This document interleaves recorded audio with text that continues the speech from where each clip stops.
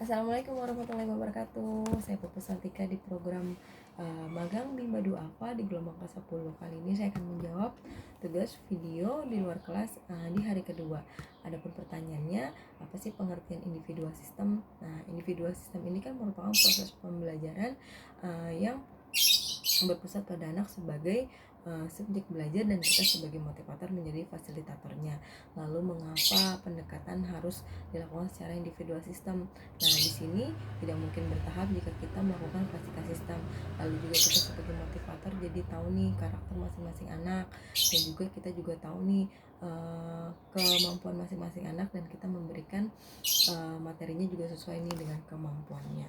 Lalu di sini apa sih tujuan yang dicapai ketika kita melakukan pendekatan secara individual sistem? Nah, di sini agar proses belajar yang dilakukan juga secara bertahap, karena tidak akan bertahap jika kita melakukannya dengan cara klasifikasi sistem. Lalu di Bimba ini kan ada murid dan juga motivator nih. Di sini peran sebagai guru, pertama tuh kita bisa memberikan motivasi kepada anak. Kita juga membimbing anak dengan cara menumbuhkan minat belajar dan minat bacanya. Lalu juga kita sebagai motivator bisa menjadi fasilitator untuk anak.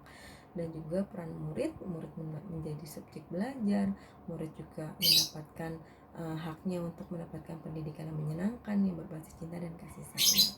Lalu perbedaan metode individual system dan juga klasifikasi sistem. Di sini kalau individual system dan perbandingannya muridnya sedikit, lalu materinya juga berbeda-beda, lalu juga kurikulumnya bisa menyesuaikan dan juga anak sebagai subjek belajar. Lalu kalau klasifikasi sistem ini perbandingannya banyak, lalu juga materinya seragam atau sama, dan juga kurikulumnya sudah ditentukan dan guru juga sebagai sumber belajarnya. Lalu bagaimana sih cara yang dilakukan motivator agar dapat melakukan pendekatan secara individual system? Nah, di sini kita sebagai motivator tidak memperlakukan anak secara klasikal. Lalu juga kita bisa melakukan pendekatan nih, karena kan setiap anak ini kan berbeda-beda ya setiap karakternya. Lalu juga kita sebagai motivator harus tahu juga nih kesukaan masing-masing anak itu apa. Jadi nantinya ketika kita bertemu ada satu masalah, kita bisa membuat anak semakin tertarik dengan apa yang kita ceritakan tentang kesukaannya. Lalu juga kita selalu berikan reward nih pada masing-masing anak. Dan juga bagaimana dampak yang terjadi bila kita melakukan pendekatan secara individual system. Nah, di sini sama seperti hal learning dan juga smart system. Anak juga akan senang, bahagia, tertarik, mau mengulang, dan bahagia dalam setiap prosesnya. Dan juga dampaknya jika kita tidak melakukan individual system, anak tidak bahagia, anak tidak senang, tidak mau mengulang, anak juga tidak tertarik, seperti itu. Dan juga yang kedua, apa sih pengertian variation skill? Nah, variation skill ini tuh kemampuan nih yang harus nantinya dimiliki pada semua motivator untuk memvariasikan aspek belajar dalam kegiatan belajarnya. Lalu mengapa sih kegiatan belajar harus divariasikan? Karena kan rentang konsentrasi anak yang sangat pendek, anak juga mudah teralihkan, anak juga cepat bosan. Dan juga tujuan yang ingin dicapai dari kita memvariasikan kegiatan belajar ini agar anak juga tidak mudah bosan, anak selalu makin bersemangat, juga berantusias, dan juga tertarik pada kegiatan yang kita berikan.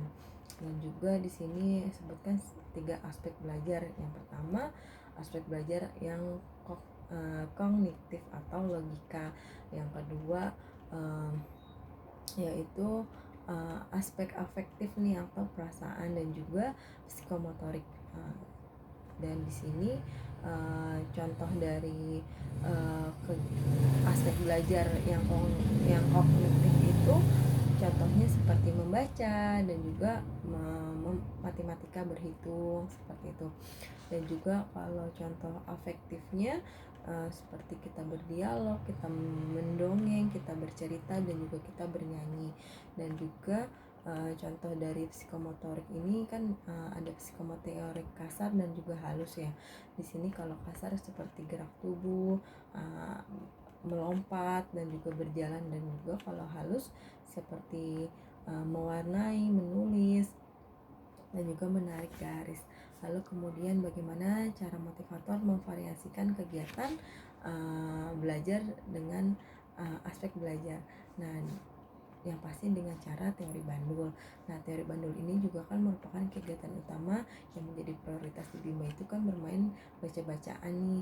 Di sini misalnya dalam kegiatan baca-bacaan kita lakukan kegiatan selingan nih, contohnya matematika seperti ajak anak berhitung, lalu juga kita bisa ajak kegiatan selingan dengan mewarnai atau juga menulis, menarik garis agar anak tidak gampang bosan, dan juga kegiatan utamanya itu tetap fokus nih. Kegiatan utamanya bermain bacaan dengan bahasa Bima, dengan modul baca, dan juga membaca buku cerita seperti itu. Yang ketiga, sebutkan teori dasar dalam psikologi pendidikan. Apa sih yang dimaksud dengan the law of effect atau hukum sebab akibat? Nah, di sini jika kita melakukan suatu kegiatan yang menyenangkan, dipastikan kegiatan itu akan selalu terulang-ulang. Nah, dan juga apa sih yang dimaksud dengan the law of exercise atau hukum latihan? Ketika sesuatu kegiatan yang terus diulang, maka akan berdampak pada kemampuannya seperti itu. Lalu juga apa sih yang dimaksud dengan the law of readiness atau hukum kesiapan, dimana ketika seseorang mampu maka akan semakin siap dan terampil nih. Jadi serta prosesnya pun juga kan semakin menyenangkan, dimana dampaknya akan tumbuh minat belajar yang menggelora dan juga menghasilkan minat kuadrat. Sekian jawaban video tugas hari kedua yang saya sampaikan. Saya mohon maaf atas segala kekurangannya. Saya ucapkan terima kasih. Wassalamualaikum warahmatullahi wabarakatuh.